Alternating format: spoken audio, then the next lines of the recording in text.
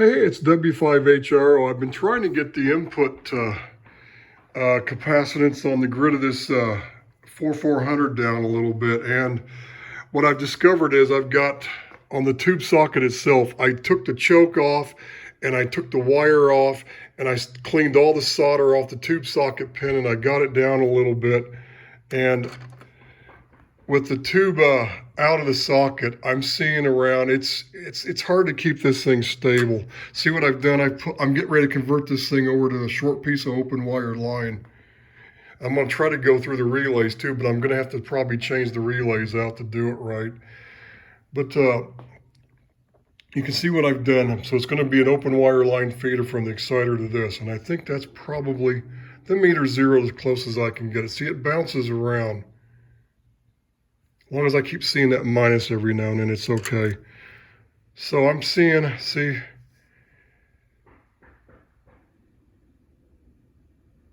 looks like on average, I'm seeing about 6 picofarads. So with no tube in the socket, I'm seeing 6 picofarads. When I started, it was flickering between 9 and 10, and I changed the wire and cleaned it up, changed the choke again, shortened the leads up a little bit, and that's as low as I can get, it's about 6 picofarads. So let me put the tube back in and see what happens. Hey, it's W5HRO. Well, I got it all buttoned up after making these quick little modifications. I don't have the toroids in here yet. I just decided to strip back a short piece of that built-in 300 ohm twin lead since I've got the new input here and I got the input capacitance down here on the grid of the 4400. Now look what it does on 75 now. See if you can see it. Whoa! I got over 15, it's almost 16 mils. Now here it is on the 40 meter position. Whoa, it's like I somehow reversed it. Now it's higher on the higher bands. It's still a little lower on, there's this 20 and 17. Look at that, man. I got just almost, it's a little over 11 mils on the 20 and a 17 meter position. That was only like 5, barely over 5 before. So whatever I did, my God. Well, I know what I did. Every little bit helps. So here, if I now if I get on 160, it's a little low, but I think I know what's causing it. Oh no, that's not. I was wrong. See, it bounces. I don't know why on 160. It may be I've just got too much grid drive. That may be what it is. It may be clamping. It may be going, trying to go past where it can go. So when I put that, I guess I'm gonna have to put that screen pot in there to dial it back now and adjust that screen voltage. So if you can see, it's what I've done so far, my God.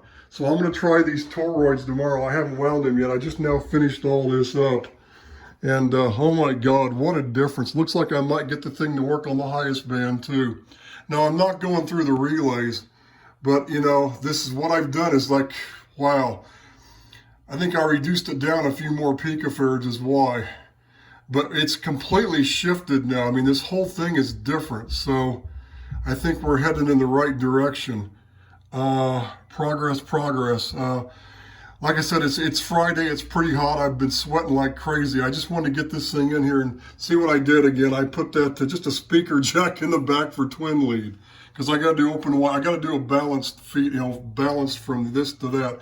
So hopefully when I wind those toroids and get the one side of that twin lead removed from ground, maybe it'll come up the rest of the way. It could make it worse, but what I'm gonna do is I'm gonna try winding one, maybe stick it on the input and see what happens. And then if it brings it up or if it makes it worse, I may hold off. If it makes it worse, I may go, well, let's hold off a minute and let's think of something else. But if it brings it up or it stays the same, then I'll try it on the input or vice versa. I just got to decide how I'm going to do this, but I'm going to do the toroid thing tomorrow. I'm going to wind them up, see if I can get the impedance on those toroids as high as possible so it just kind of ignores it. So if I get the voltage built up on that toroid, enough RF built up where the voltage is high enough, it'll just go right across that little short piece of twin lead and right to the RF deck into the other toroid, and it'll build up energy there. So maybe it'll work. But that's the next step, to see if I can get it up all the way, because I want to get this thing up so high. I'd like to see the 15, 16 milliamps on the high position, the 20 and 17 meter band position. Then I know I've got plenty. I could probably even go down through the relays. I think what I'm going to do is, see, I bought these. I may use a different kind. I may find one that's got multiple ones on it, like a plate. Because see what I've done? I've got those BNCs in there. I've set up for the relays. Well, now, see, I'm not really going to be able to use those, I don't think. So I got to change those. I'm thinking maybe I just mount these on the panel in its place. I just cut the holes out bigger and I just remount these things and I just go from twin lead through the relay.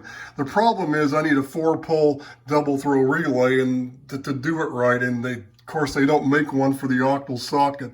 I can get a 3-pole, double throw, and I can change out the socket. I can put the 11-pin socket in that same spot and use the same. They make NTE makes they make a 3-pole a double throw. I could same size. I could pop in there, but with on 11-pin socket instead of the 11-pin octal socket. But the thing is, I don't know if I need like one more pole. I need one more position. I need one more. I need like 4-pole double throw is what I need. So, and they don't make one. They make the square ones, but then where I've, my holes where the sockets are for the mount that relay is not going to match up. So I've got to rethink this. But if I get the grid drive up high enough, like I think I might be able to, where I can put the screen adjustment in there for the 6000 tube, I can dial it down. Then if I lose a little bit going through the relays, it won't matter. Because see, what I did was, it was only going to switch the center conductor of the coax.